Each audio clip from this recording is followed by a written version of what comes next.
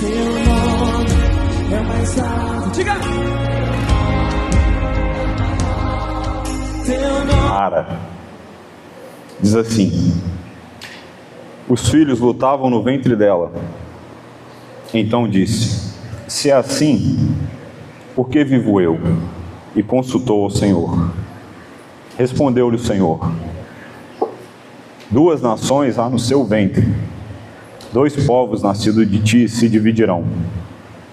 Um povo será mais forte do que o outro povo, e o mais velho servirá ao mais moço. Cumprindo os dias para que se desse a luz, eis que se achavam gêmeos no seu ventre. Saiu primeiro ruivo, todo revestido de pelo, por isso lhe chamaram Esaú. Depois saiu o irmão, segurava com a mão no calcanhar de Esaú, e por isso lhe chamaram Jacó. Era Isaque de 60 anos quando Rebeca lhe deu a luz.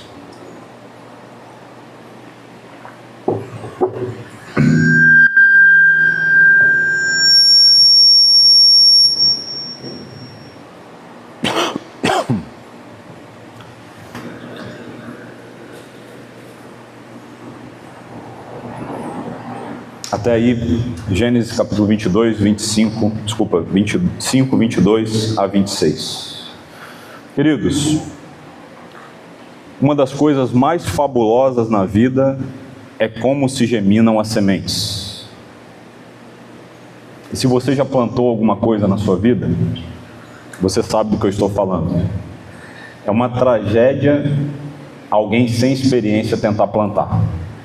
As crianças mais novas começam com feijões, com algodão. Mas há uma farta instrução sobre esse tema, de como você pode geminar uma semente. E as discussões normalmente variam pelos seguintes motivos. Há muitas perguntas que precisam ser respondidas.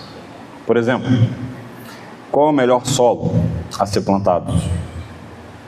O sol precisa ser o dia todo? Ou é sombra o dia todo? Qual é a quantidade de água adequada a se jogar na semente? Precisa cercar o lugar onde você vai geminar essa semente? Quanto tempo depois eu posso adubar? Vejam, são muitas as dúvidas e perguntas sobre um dos temas mais fabulosos que alguém pode pesquisar. Porque quando o indivíduo ele planta uma semente na terra, os questionamentos eles são muitos.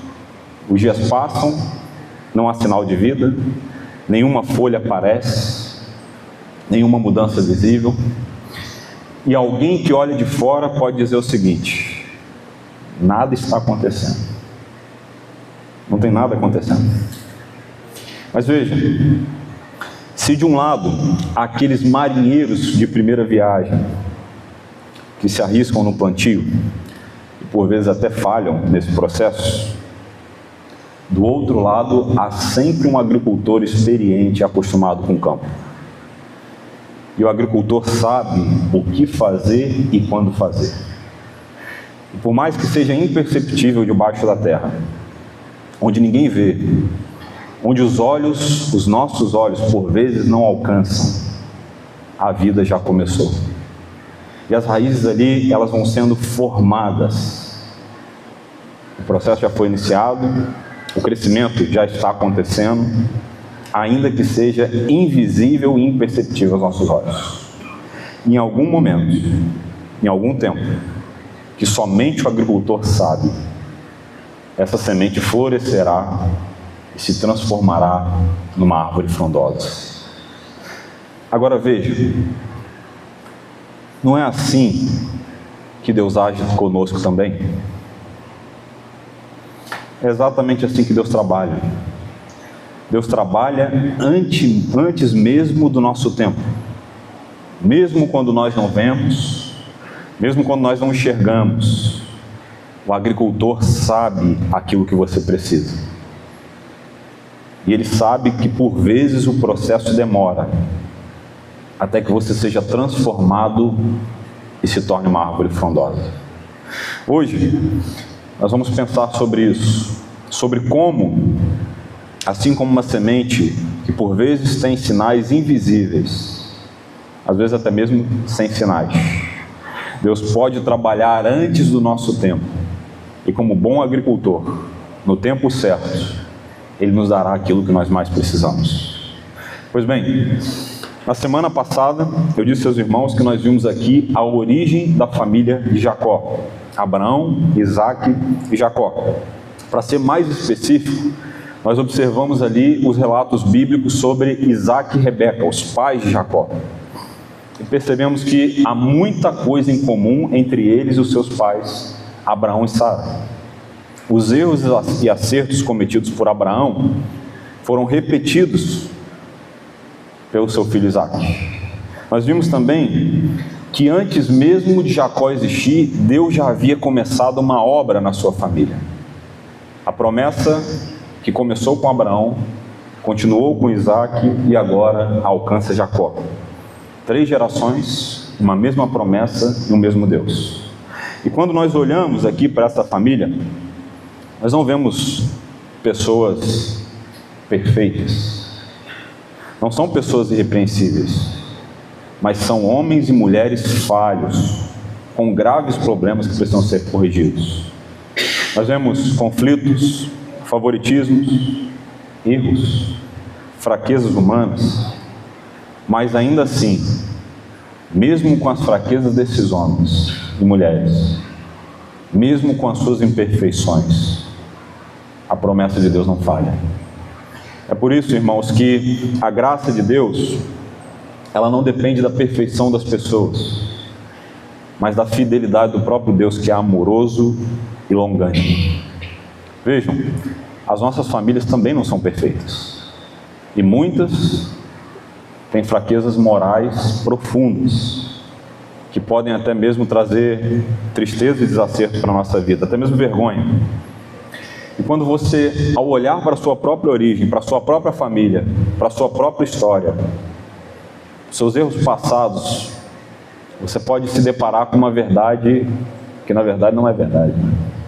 Você pode achar que tudo está perdido. Mas veja, os erros, eles podem ter consequências irreparáveis no campo moral e até mesmo marcas que não sairão com facilidade no decurso dos anos. Mas não pense que isso vai determinar o seu destino. A história de Jacó é um lembrete de que quando Deus decide agir, de quando Ele decide transformar, Ele pode transformar uma origem complicada em um futuro cheio de graça. Portanto, de onde você veio, importa de fato. Mas importa mais ainda em quem vai te levar daqui em diante. E a graça de Deus é o único caminho capaz de transformar um pecador sórdido em um arauto da graça. E hoje nós vamos ver que depois da esterilidade de Rebeca, da oração de Isaque e da consequente gravidez miraculosa da sua esposa, após 20 anos se passarem de intensa oração do seu marido Isaque, Deus dá a Rebeca a oportunidade de ser mãe. E que privilégio é ser mãe, irmãos. Porque veja, Deus não reserva ali o seu plano gracioso e separa os seus numa única família específica. Mas todos nós que estamos aqui fazemos parte de um plano muito maior, um plano gracioso. Ele é um Deus que trabalha nas gerações, um Deus que chama gerações inteiras ao arrependimento, a ponto de amar tanto os seus, que a sua bênção, ela não fica restrita a uma família apenas, mas ela se estende a todos aqueles que, após terem crido, também levam seus filhos a crer. Que bênção isso! É o próprio Deus preservando a linhagem daqueles que Ele quer chamar para o seguirem.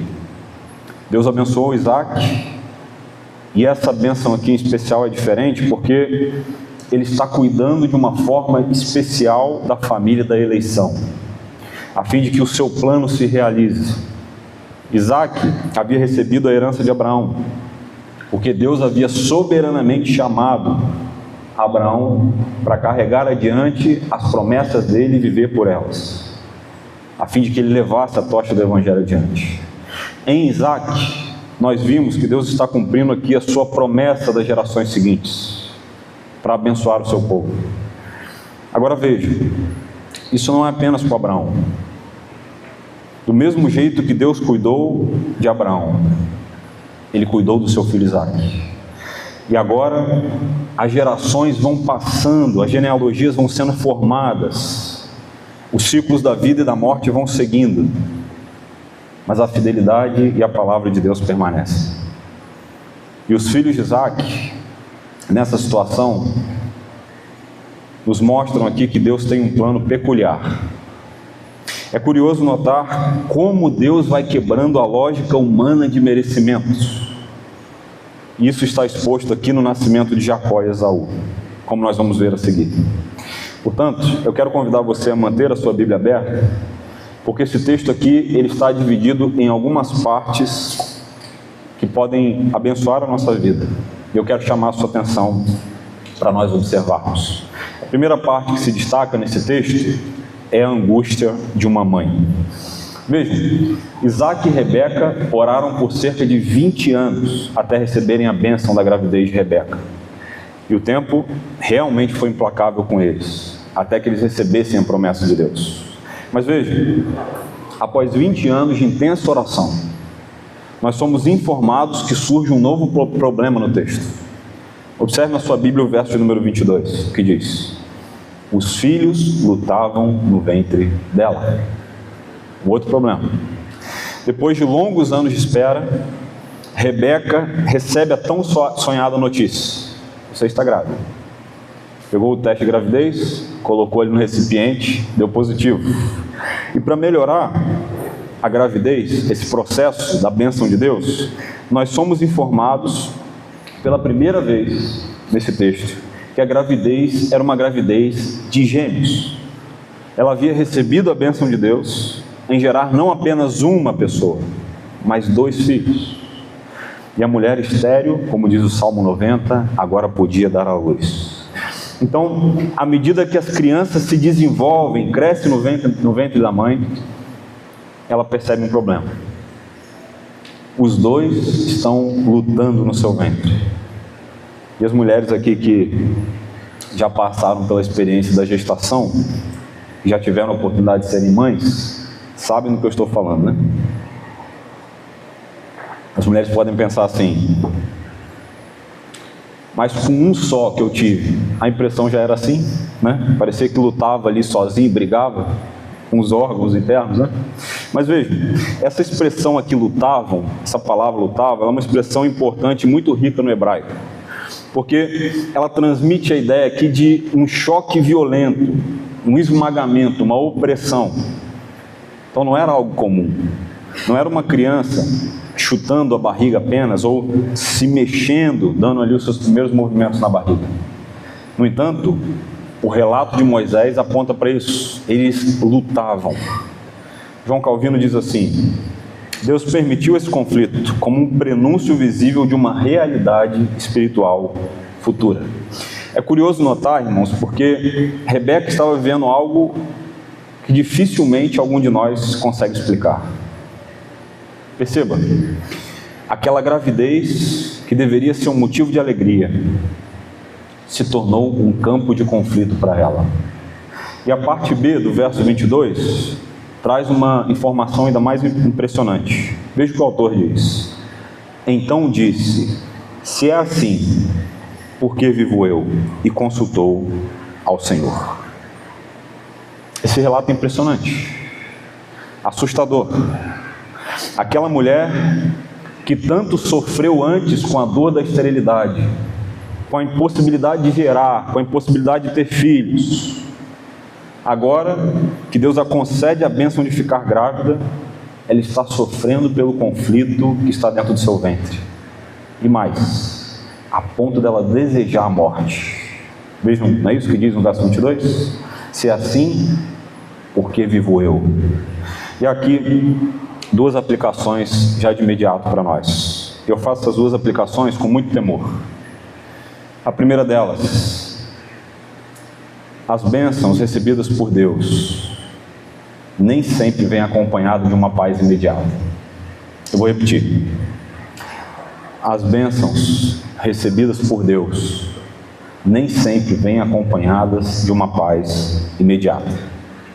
Engana-se quem acha que no momento em que recebe a Cristo como Salvador, todos os seus problemas da sua vida terrena serão resolvidos.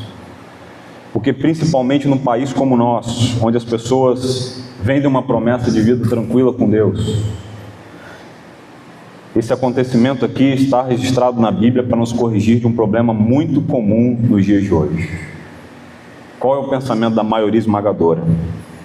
Se foi Deus que deu, se vem de Deus, então necessariamente será fácil, confortável e não será preciso nenhum esforço e nem noites perdidas de sono. Será? Será? Esse tipo de pensamento, essa visão, ela não se sustenta nas Escrituras, irmãos. Rebeca estava grávida. Isso era uma bênção de fato na sua vida e na vida da sua família. Mas ao mesmo tempo, havia uma luta dentro dela a ponto dela desejar morrer. Agora, é importante ressaltar que nem todo conflito ou todo problema que acontece com você é um sinal de bênção. Porque às vezes pode ser consequência simplesmente das suas decisões erradas. Pode ser fruto do seu pecado, ou até mesmo da realidade de um mundo caído. Mas é inegável que Deus pode estar agindo até mesmo em meio a conflitos para cumprir os seus propósitos redentores na sua vida. E eu quero dar alguns exemplos para você. José do Egito recebeu alguns sonhos de Deus. Mas o que aconteceu com ele? Ele foi vendido como escravo por seus irmãos. Davi foi ungido rei. Quando o profeta Samuel vai até a casa do seu pai Jessé, Davi, o irmão mais novo, é ungido rei. Mas o que acontece com ele? Ele foi perseguido por Saul antes de assumir o trono. Posteriormente, perseguido pelo seu próprio filho, Absalão. Rebeca recebeu uma promessa, mas viveu uma angústia no ventre.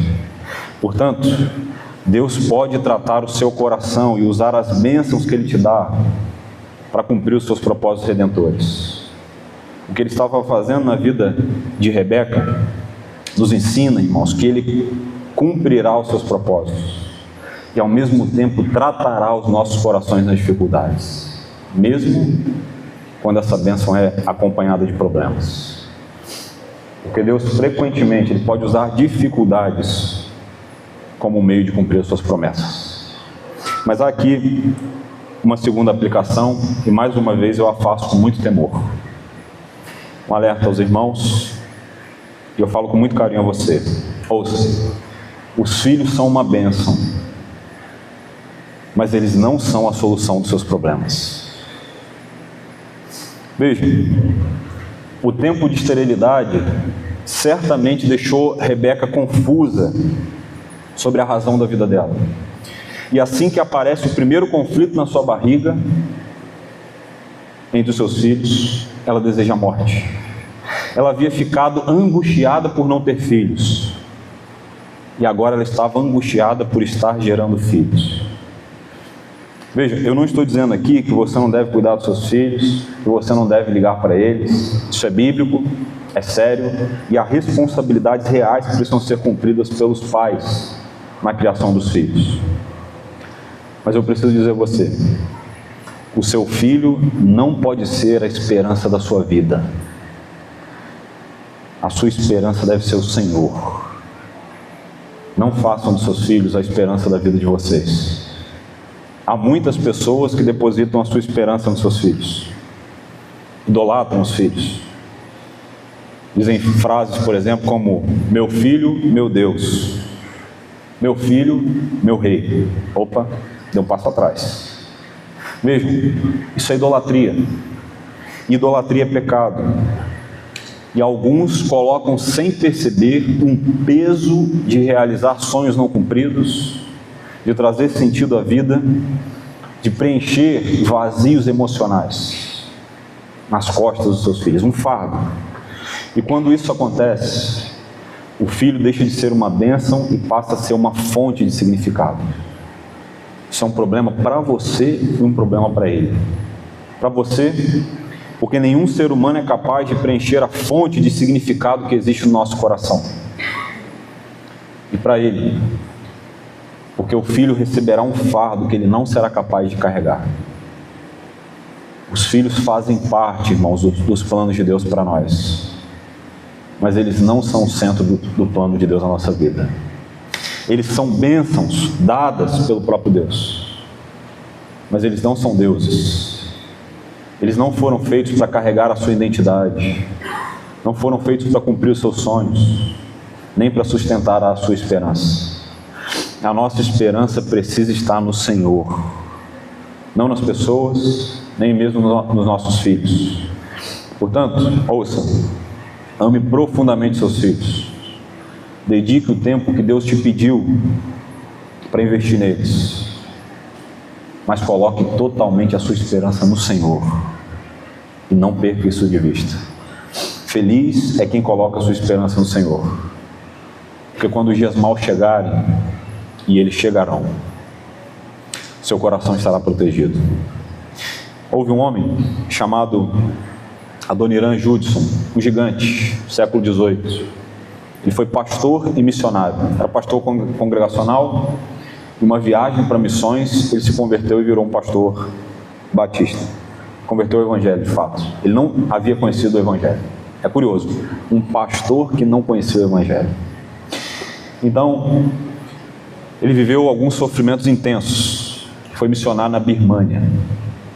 Foi preso por cerca de 2 anos. Sofreu com doenças. Ouçam, sepultou 3 filhos. Sepultou a sua primeira esposa, que ele parte daqui para a Birmânia casados. Depois ele se casa novamente com uma outra missionária chamada Sara. Ele sepulta mais 3 filhos e a sua segunda esposa. E um dos sepultamentos, ele nos mostra onde estava a verdadeira fonte da sua esperança.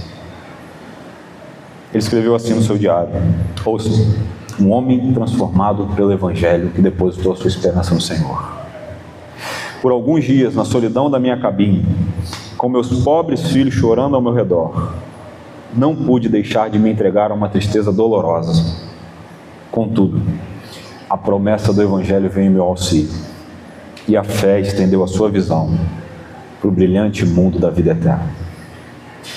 Esse homem de dores havia entendido onde a sua esperança deveria estar. O Dr.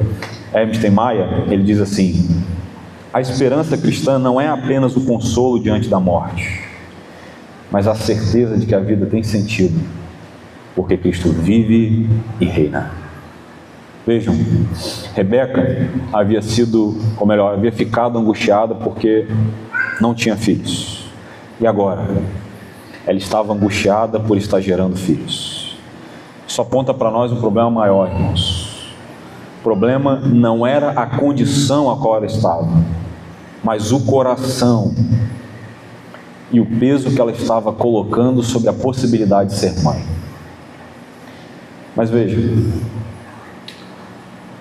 sejamos honestos, qual de nós aqui não faz o mesmo? Se eu tiver isso, eu serei feliz. Se isso acontecer, tudo vai melhorar na nossa vida.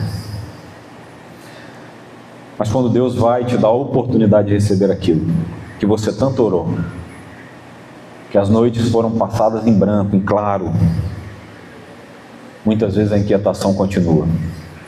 Por que isso acontece?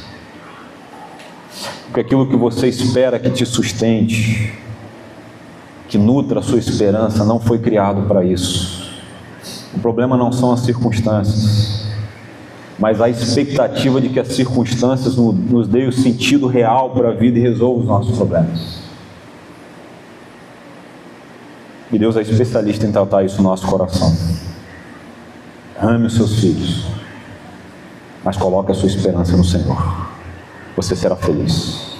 E mais, é importante ressaltar que nem todo conflito é sinal de que algo está errado.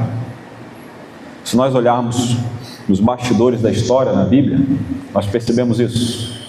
Houve um grande conflito em Atos dos Apóstolos, a ponto de dois gigantes, Paulo e Barnabé, dois homens santos e de Deus, que tiveram um conflito por conta de Marcos, o homem que escreveu o primeiro evangelho.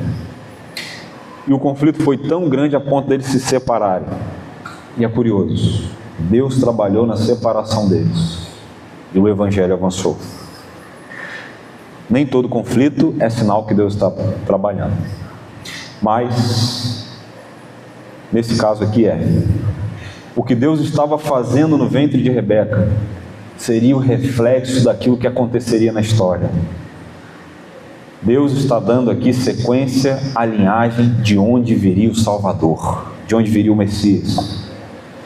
E às vezes Ele pode inclusive usar algumas situações difíceis para nos despertar para a sua vontade. E então Rebeca faz uma última coisa. Vejam o que ela diz na última parte do verso 22. Aqui está o ponto que todo cristão deve fazer. Ela procura ao Senhor. Ela procura em oração, ela consulta ao Senhor. Vejam, Rebeca não ignorou aquilo que estava acontecendo com ela. Ela não reclamou, ela não fugiu, mas ela buscou a Deus. E ela mostrou aqui uma fé viva, uma fé que pode buscar resposta em Deus. Alguém disse assim: a oração não deve ser o último recurso, mas o primeiro. Portanto, quando você não entendeu o que está acontecendo, a sua primeira atitude deve ser ir em direção ao Senhor e buscá-lo.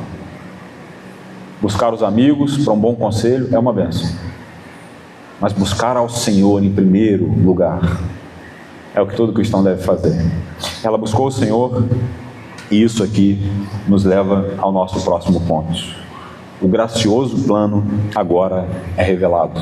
Observe na sua Bíblia 2 versos, nós não vamos ler agora, mas versos 23 e 24, mantenha aberto. Irmãos, como não havia ali ultrassom na época, não tinha como ela saber qual era aquela revolta, por quê, qual era o motivo da revolta que estava crescendo na sua barriga.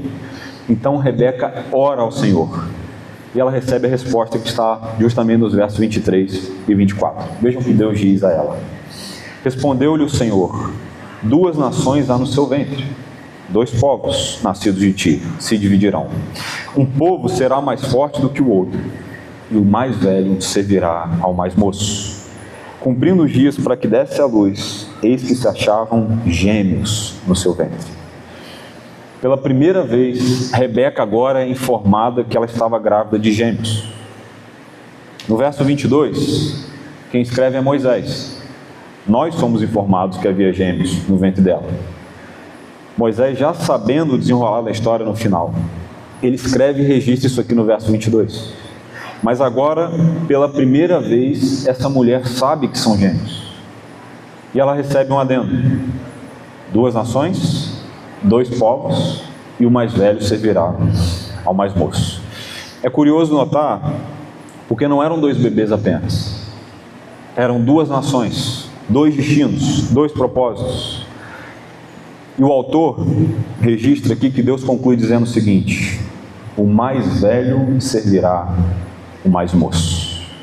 E é nesse ponto, irmãos, que nós precisamos aqui fazer uma análise honesta e nos debruçar sobre uma doutrina bíblica, a doutrina da eleição.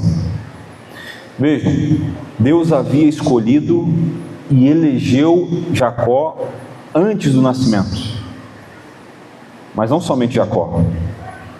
Deus faz isso para mostrar aqui e evidenciar a sua soberana e transformadora graça. E Ele está passando uma mensagem clara: não é o homem que escolhe a Deus, mas Ele elege soberanamente os seus. E Ele escolhe independentemente dos seus méritos. João Calvino diz assim: Deus determinou antes que qualquer obra fosse feita. E no mundo antigo, nós precisamos aqui contextualizar, nesse contexto geral, era comum haver uma estrutura familiar bem definida. Então, humanamente falando, e por uma questão lógica, o filho mais velho, ou seja, o primogênito, ele tinha uma posição superior na família em relação aos mais novos. Portanto, na ausência da figura do pai, o mais velho respondia pela autoridade familiar. Ele tinha, por exemplo, uma porção dobrada na herança. Está registrado em Deuteronômio, capítulo 21. Ele tinha uma responsabilidade espiritual e social sobre a família. E além disso, ele tinha um prestígio natural do clã a qual eles estavam ali inseridos. Mas o texto está registrando isso para nos mostrar que o que está acontecendo aqui é o inverso. É curioso notar. Cada filho daria origem a uma nação. Esaú se tornaria pai dos edomitas. E Jacó seria pai dos israelitas. Essa é a forma que Deus trabalha, irmãos. Ele elege, Ele escolhe e Ele predestina. E o que Ele pretende deixar claro é que desde o começo não há favoritismo para Ele. Não há posições privilegiadas. Não há méritos na escolha.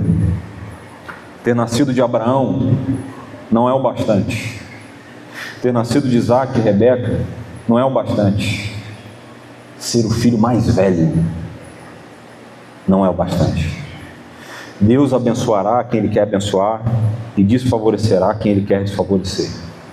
É por isso que a nossa salvação ela é por graça e graça somente, não pelos nossos méritos. E é por isso que o apóstolo Paulo, interpretando os acontecimentos do nascimento de Jacó, ele diz o seguinte em Romanos capítulo 9, que nós acabamos de ler: porque a palavra da promessa é essa: por esse tempo voltarei e Sara terá um filho. Isso não aconteceu somente com ela, mas também com Rebeca, ao conceber de um só, Isaque, nosso pai. E os gêmeos ainda não eram nascidos, prestem atenção, nem tinham feito bem ou mal para o propósito de Deus quanto a eleição prevalecesse, não por obras, mas por aquele que chama.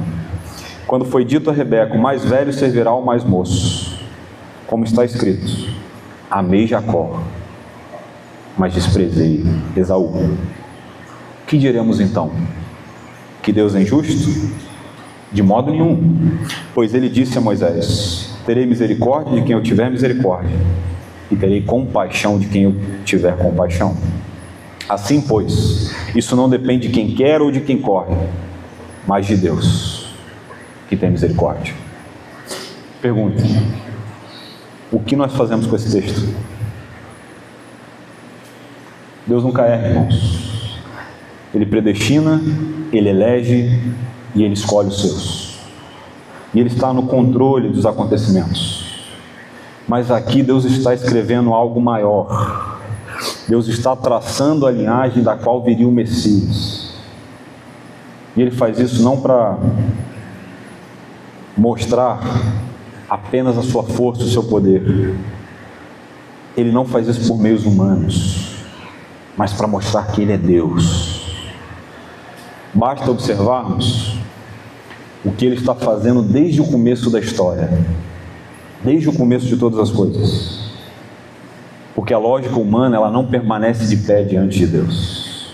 Doutor Ian, do Guide, ele diz assim: essa revelação deixou claro para ela que não se tratava apenas de um conflito rotineiro entre irmãos, como acontece nas melhores famílias, mas que haviam duas nações envolvidas nisso. E o que é mais importante, Deus estava revertendo o modelo usual das coisas. O mais velho iria servir o mais novo.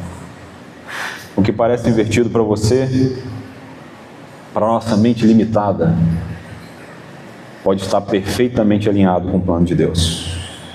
Duas aplicações aqui para nós. Ouça. A graça de Deus quebra a lógica do merecimento próprio. Há muitos cristãos que professam a sua fé e que ainda estão presos na lógica do merecimento. Nada sabem sobre a graça, embora falem muito e até mesmo cantem sobre ela. O que Moisés pretende mostrar para nós aqui é como a graça de Deus se manifesta na história. Nenhuma das pessoas que estão na linhagem messiânica, que estão na árvore genealógica que vai dar origem ao Messias, estão nessa árvore porque merecem, mas pela graça soberana de Deus. Começando, por exemplo, por Abraão, chamado de amigo de Deus, herói da fé. O seu chamado e promessa não é baseado nos seus méritos. Abraão também era filho de Adão, herdeiro da culpa, e ele teve muitos problemas na sua caminhada. Não foi uma caminhada retilínea. Ele foi chamado, por exemplo, aos 76 anos de idade. Quantas coisas aconteceram antes? Adorador de ídolos. Ele também foi salvo pela graça. Jacó não era o primogênito de Isaac, mas como nós lemos aqui, Deus escolheu Jacó e não a Esaú. Paulo diz isso: amei a Jacó e aborreci a Esaú. E Jacó, a despeito de ter um histórico de mentiras e trapaças futuras, foi transformado pela graça, e através do seu filho Judá, a linhagem messiânica prossegue. Observe como a graça de Deus se manifesta na história, irmãos. Eu quero te dar bons argumentos para isso. Caim era o mais velho, mas Deus se agradou de Abel. Depois da morte de Abel, a linhagem de Sete foi escolhida ao invés da de Caim, outro irmão mais novo. Isaac foi escolhido no lugar de Ismael, o irmão mais velho. Raquel no lugar da sua irmã mais velha, Lia. José sobre todos os seus outros irmãos. O rei Davi, quando o profeta Samuel vai até a casa de Jessé, o que ele faz? Ele pergunta para Deus: é esse? É esse? E Deus vai rejeitando cada um por um da lógica humana do mérito próprio. Todos os irmãos de Davi são reprovados. De repente Jessé lembra: tem mais um. Ele está no pasto cuidando das ovelhas. Mande chamar esse menino. Davi então chega diante de Samuel, e ele ali é ungido como rei. Esse texto está nos ensinando uma preciosa lição. Deus frequentemente escolhe os improváveis para cumprir o seu propósito. E o intuito dele é demonstrar que a sua graça pode suplantar as nossas fraquezas e limitações, mesmo que eu e você nos apresentemos falhos diante dele. Não é por sua cognição, não é por sua capacidade, mas é pela fidelidade dele, é por graça e graça somente. Dr. Bruce Waltke, ele diz assim: a aliança de Deus conosco, no entanto, depende da fidelidade de Deus. Embora os seus eleitos sejam muitas vezes infiéis, Deus sempre permanece fiel aos seus. Ao mesmo tempo, as leis morais de reciprocidade são atualizadas. Cada um colhe o que semeia. A sensualidade de Isaac lhe custará a sua família e o seu lugar de honra pelos relatos genealógicos. A impaciência e a ganância da falta de visão pactual de Esaú lhe custará o seu direito da primogenitura e a sua bênção. A fraude de Rebeca resultará em seu anonimato. Ao longo de todo esse relato, a mão de Deus abençoa e repreende o seu povo eleito. Essa doutrina bíblica está exposta nesse texto, irmãos. E ela não é dada a você para você sair por aí se vangloriando diante dos outros. Ela não é dada e colocada na Escritura para você sair por aí causando discussões frívolas. Ela serve para você dobrar os seus joelhos e se dobrar diante da grandeza de um Deus poderoso. Ela não exalta o homem, mas ela exalta a graça de Deus. Porque antes da nossa resposta, existe o propósito do Senhor. Deus não está improvisando. Deus não depende de nós. Ele apenas está cumprindo o seu plano redentivo no decurso da história.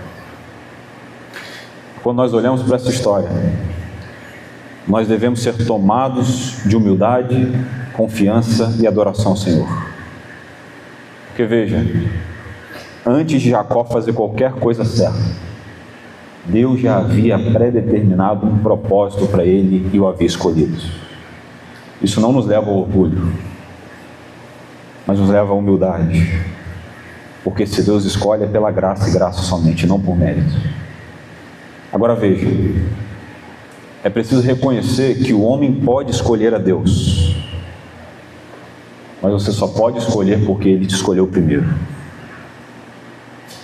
Como diz 1 João capítulo 4, verso de número 19, nós amamos porque Ele nos amou primeiro. Eu gosto de ilustrar isso com uma breve e simples, um breve e simples acontecimento. Tente imaginar um pai e uma criança de 2 anos de idade atravessando a rua. A criança está segurando na mão do pai e o pai segurando na mão da criança, certo? E eles vão atravessar a rua. Na visão da criança, o que ela pode dizer para o pai? Papai, eu segurei a sua mão. Foi eu que segurei a sua mão. Mas quem segurou de verdade? Quem o protegeu? Quem o livrou? Quem fez com que a criança atravessasse a rua em segurança? O pai. Isso é o Evangelho. É Deus que enviou o seu Filho em nosso favor. O homem pecou contra Deus. Mas como diz o texto, Efésios capítulo 2, verso 4, mas Deus, sendo rico em misericórdia, por causa do grande amor com que nos amou, nos deu vida, estando nós mortos em nossos delitos e pecados. Ele vem em nossa direção. Ele regenera, dá vida. Pela graça nós somos salvos mediante a fé. E isso não vem de vós, é um dom de Deus. Mas há aqui uma segunda aplicação. Ouça. Os nossos filhos precisam mais do que bons conselhos e bons exemplos. Eles precisam nascer de novo. Hoje, atualmente há muitos especialistas que tentam explicar ali o problema do mundo. E há um grande consenso que o problema do mundo é a falta de educação. Então, se esse problema for resolvido na história, o mundo será um lugar melhor. Será? A Escritura nos mostra algo mais profundo, irmãos. A educação é importante e ela é um instrumento de Deus. Você deve estudar, crescer, se desenvolver, dar bom testemunho, mas ela é insuficiente, porque por si só ela não pode transformar o coração do homem. A história, por exemplo, mostra que até sociedades altamente instruídas e com boa educação foram capazes de cometer atrocidades na história. Por exemplo, se o problema do mundo fosse educação, nenhum dos comandantes do exército de Adolf Hitler seriam assassinos, porque boa parte desses homens tinham doutorado em suas respectivas áreas. Doutores, mas ao mesmo tempo aplicaram injeções letais para assassinar crianças e bebês de colo. Se o problema do mundo fosse educação, o problema desses homens estaria resolvido. O problema do mundo não é a falta de educação, mas é a falta de Jesus Cristo. Deus não tem netos. Os seus filhos ou são filhos de Deus ou não. E a graça de Deus, ela não é hereditária. É por isso que o Novo Testamento ensina de um modo muito claro que a regeneração, o novo nascimento, ela é uma intervenção dos céus. Porque o problema do homem não é apenas de ordem intelectual, mas espiritual. O ser humano, ele não precisa apenas de informação, mas de transformação, que só pode ser dado pela graça transformadora de um Deus eterno. Ouça, nenhum de nós que está aqui hoje é salvo porque nasceu num lar cristão. Nenhum de nós que está aqui hoje e na história é salvo porque tem pais crentes, porque frequentam uma igreja. Ou você toma uma decisão por Cristo, ou você estará eternamente perdido. Então, a nossa oração como pais, e todos nós, devemos orar sempre para que o mesmo Jesus que nasceu em Belém, morreu na cruz do Calvário, mas ao terceiro dia ressuscitou, possa nascer no coração dos nossos filhos.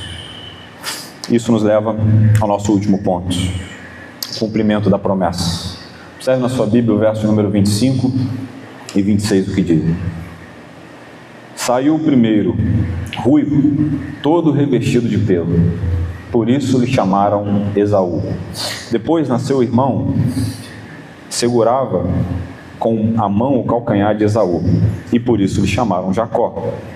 Era Isaque de 60 anos quando Rebeca lhe deu a luz. Vejam, pela primeira vez nós somos informados o nome dos meninos gêmeos que nascem de Rebeca. O nome de Esaú significa peludo, e normalmente naquele contexto o nome era dado pelo som emitido. Na verdade era o som emitido pelo nome, né? Era como se fosse peludinho. E a expressão usada para ruivo naquele contexto, talvez de um apelido, era Edom. Posteriormente ele acaba sendo pai dos edomitas, os ruivos. E o nome de Jacó vem de uma expressão hebraica chamada Jacob, que significa que Deus te proteja.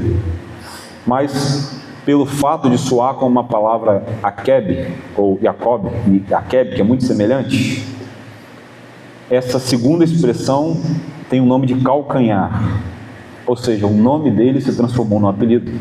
Ele agarra meu calcanhar. O fato, irmãos, é que a promessa de Deus está se cumprindo. E o fato mais importante para nós é que Deus cumpre tudo aquilo que Ele promete. Pode demorar, às vezes pode parecer confuso, o tempo pode não ser o nosso, pode vir de forma inesperada, mas Deus nunca falha no que Ele diz. Se Ele prometeu, Ele é fiel para cumprir. E por meio de Jacó, dá-se sequência à linhagem do Messias. Bruce Waltke, mais uma vez, para citá-lo, ele diz assim, caminhando para o final: Jacó será marcado por luta, mas também por transformação divina. Todos nós somos assim também. Jacó se parece com muito de nós. Eu quero convidar você para continuar acompanhando essa série de mensagens conosco. E caminhando para a conclusão, 5 últimas afirmações. Primeiro, ore por seus filhos. A oração é o meio que Deus usa para realizar maravilhas. Rebeca teve dúvidas, mas o que ela fez? Ela buscou o Senhor em oração. Segundo, os santos têm limitações e fraquezas.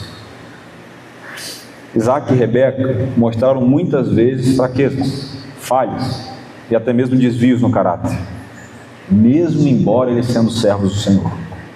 Portanto, cuidado para você não idealizar as pessoas e colocar elas num nível mais alto do que realmente elas são. Muitos cristãos se prejudicam à medida que eles pensam que podem ver uma vida perfeita desse lado da existência. Os grandes homens da história, as grandes mulheres da história, todos cometeram erros. E é por isso que nós somos salvos pela graça, irmãos. Não é por nosso mérito. Terceiro, o Deus de Rebeca nunca chega atrasado. Ele sempre está no tempo certo. Deus é soberano sobre as situações mais adversas das nossas vidas. Talvez você esteja no seu limite. Talvez você esteja sendo pego ali tentando dar conselhos para Deus, assim como Jó. Ouça, Deus nunca chega atrasado. Mesmo quando nós pensamos que Ele está atrasado, Ele está trabalhando como uma semente sendo germinada no solo. O processo foi doloroso. Não foi fácil para Rebeca esperar 20 anos. 20 anos. A promessa iniciou, Isaac tinha 40. Quando os meninos nascem, ele tinha 60 anos de idade. Passar por todo aquele processo. Mas o Deus que cuidou dela nos encoraja, porque Ele cuida também de mim e de você.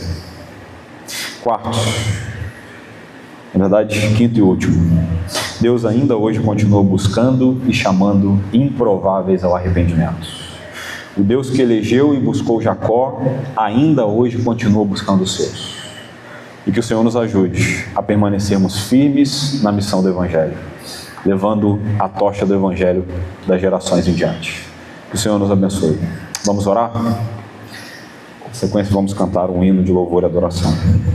Teu nome é mais alto. Diga! Teu nome é sobre todos os tronos e domínios.